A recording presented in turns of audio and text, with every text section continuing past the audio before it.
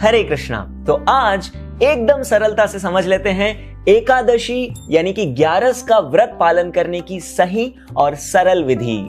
सबसे पहले सबसे जरूरी नियम, एकादशी के दिन आपको किसी भी कंडीशन में किसी भी तरह का अन्न ग्रहण नहीं करना है, भले ही वो भगवान का प्रसाद ही क्यों ना हो।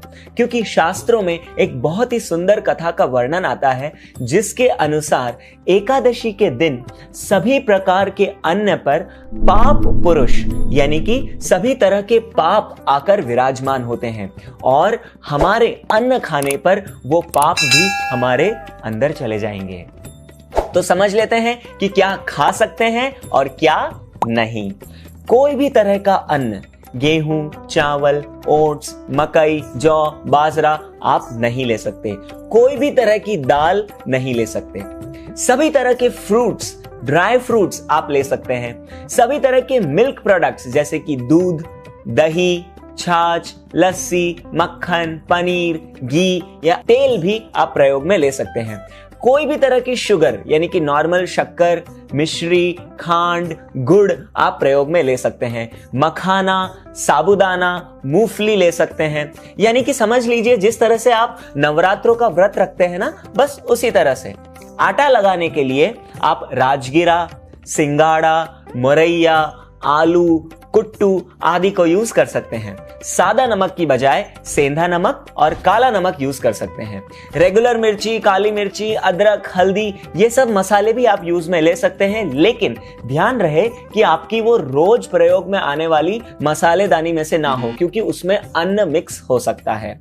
आप चाय, कॉफी, प्याज, लहसुन का प्रयोग बिल्कुल ना करें। और अधिक जानकारी के लिए आप हमारे चैनल पर अवेलेबल एकादशी रेसिपीज को जरूर देखें। इस दिन आपको कहीं से कोई प्रसाद भी हाथ में आकर दे दे तो उसे अपने पास रख लें और अगले दिन द्वादशी के दिन ही उसे ग्रहण करें।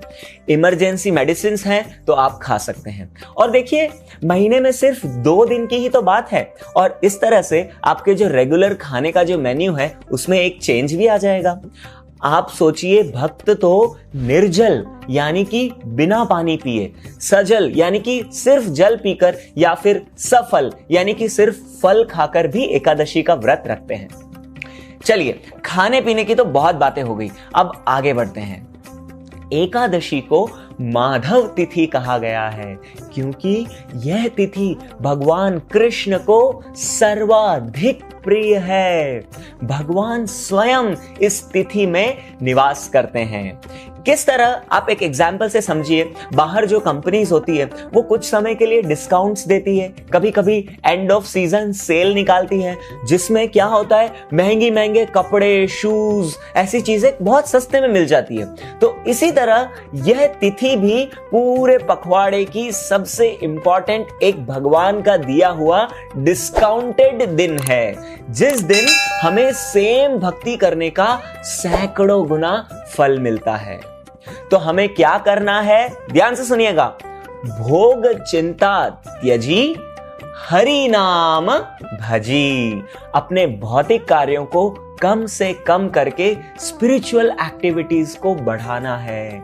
इस दिन ज्यादा से ज्यादा हरे कृष्ण मंत्र का जप करें, भगवत गीता, भागवतम जैसे ग्रंथ पढ़ें, मंदिर जाएं, सेवा करें और भक्तों का ज्यादा से ज्यादा संग करें। ज्यादा से ज्यादा तुलसी की सेवा करें, श्रवण और कीर्तन को बढ़ाएं।